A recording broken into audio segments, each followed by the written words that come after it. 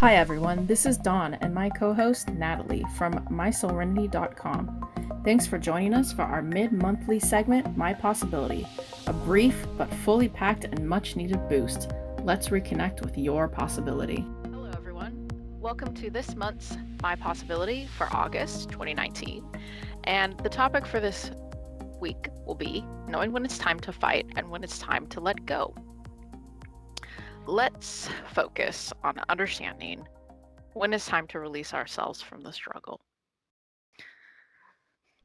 Sometimes we don't know when to let go of something because we keep clinging. And I think we've all done this at some point in our life to the fight for sake of simply being invested in that fight. Mm-hmm. And that takes a lot of time and energy, wouldn't you agree? I absolutely agree. There's never any healing by going back to what has broken you. That's right. And when you're invested in an idea, a goal, or in some cases, a person, um, it's going to be even harder to find ourselves to let go because of that investment.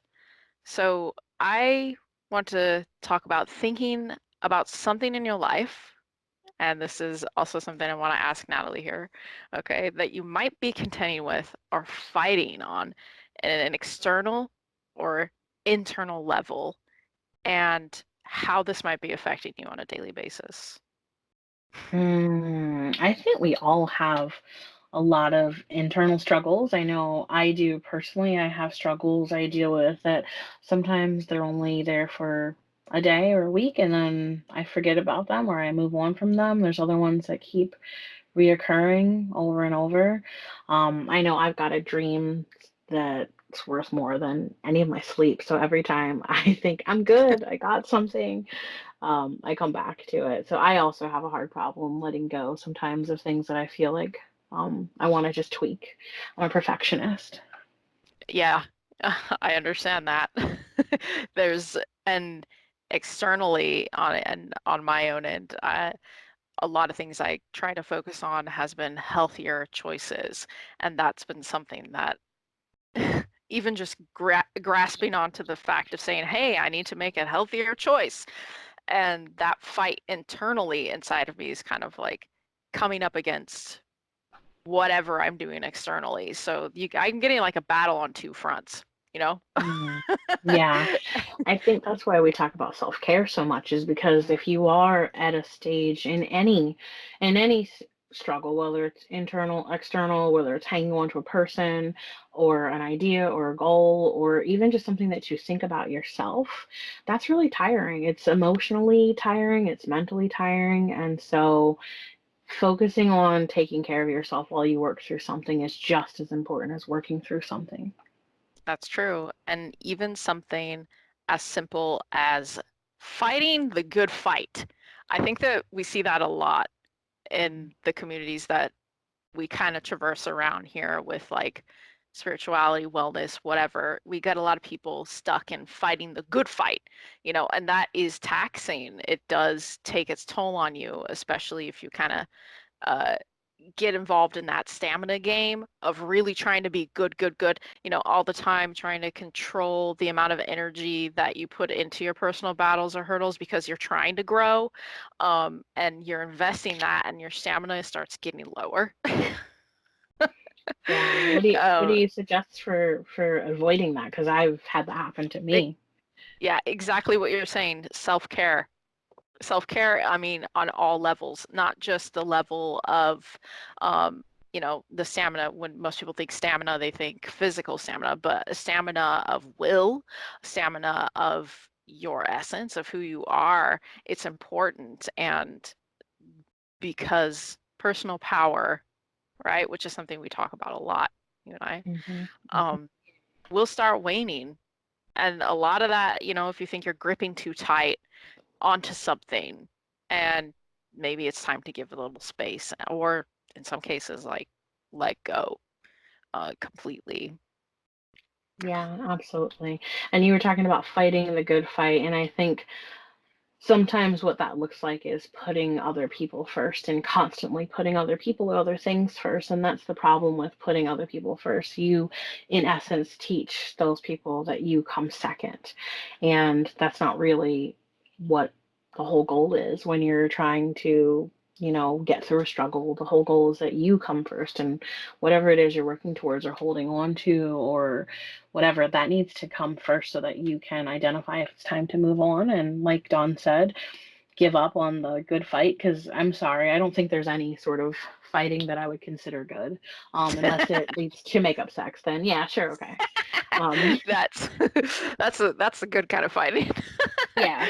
And then, and on that vein of, physical activity, you got to learn to release that tension, even just a small bit. And the cool thing about it is that energy that you're putting into something, it eventually returns to you so that you can keep actually going with whatever it is that you're really reaching for. And to keep something sustainable, and I think most people know this, including fighting your own personal battles you might be having, we got to know when we're going too hard and when we have to actually surrender.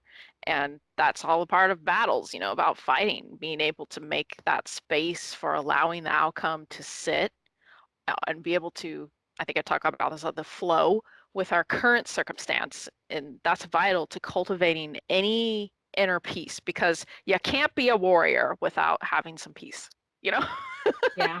Yeah, and Somewhere and there. even every warrior loses fights. I think a lot of Mhm. people need to just stop being afraid of what could go wrong and start being more positive about what could go right. I think that fear of, oh my gosh, this might not work out like I wanted it to, or like I've been working towards it to, stops a lot of people in their tracks from making a decision. And so they get stuck. We talk about getting stuck in places, situations, relationships, ideas, beliefs, all of that a lot, because fear of not knowing what's coming next or what the outcome will be will stop a lot of people from moving forward or making tough decisions like not fighting anymore. Absolutely. And that's a tough decision for some people. I've known that in my life. Hmm. Like I can't keep, I can't keep fighting. And if we're always fighting, then, we get into like the response, the automatic response areas, and you're kind of like, okay, maybe it's time for you to readdress that. You know, I agree. And is there a lot of resistance in your life when it comes to your personal battles? You can feel it. You're facing a lot of resistance up against whatever it is you're fighting, and it's a sign that it's time to stop, waving your sword about a bit, and instead go to a place where the lessons that you have previously learned can be cultivated and learned fully. And you find that place, and you can cut the cords from the tension, and it releases that. And if we can't find the time, oh, what's that? You gonna I say was going to something? say, can you say that again for everyone? Can you just say that again? Find that place and like cut the cords, let the tension Hmm. release. Hmm. Yep, yep.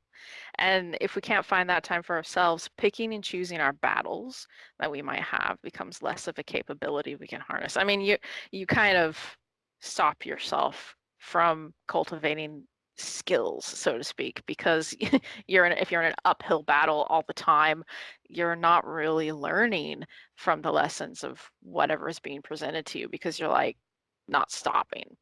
And you can't see the forest from the trees to remember exactly what it is that you're fighting for.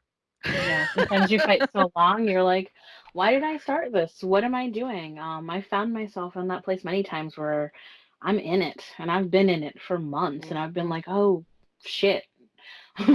Oh, how did this even start? How did I get here? What am I even fighting about? What am I even putting all of this energy into this thing for anymore? Like, does it even Yeah, matter anymore? Like, sometimes we get lost in that fight. We're just fighting ourselves sometimes. yeah.